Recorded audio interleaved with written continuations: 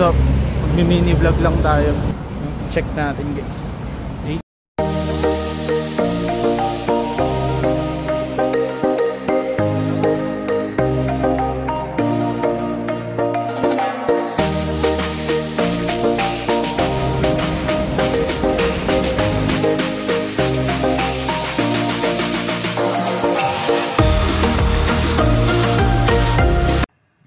O ayan na po, sa Cassia Supreme Hotel Buffet.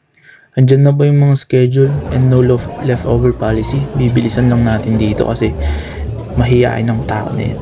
Yung tao na to eh. Ayan yung first meal natin, no? Spaghetti, pizza, chicken, and then ano ulit yan? Fish fillet. Ayan. Tapos meron pa yung prinitong sotanghon. Ayan. Sarap, masarap naman. Kit di siya. At titikman naman natin ang iba nilang mga dessert. Oh, sarap.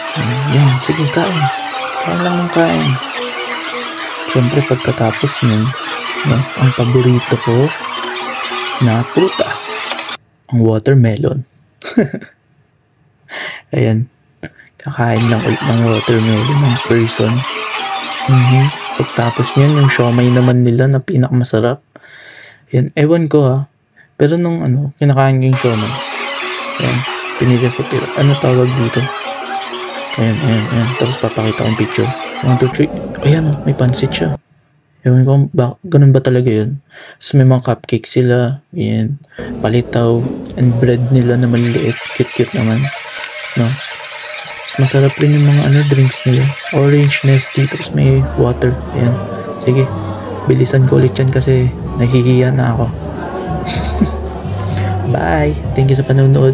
Pa-like and follow. Pa-comment na rin kung anong gusto nyong next na puntahan ko. Salamat!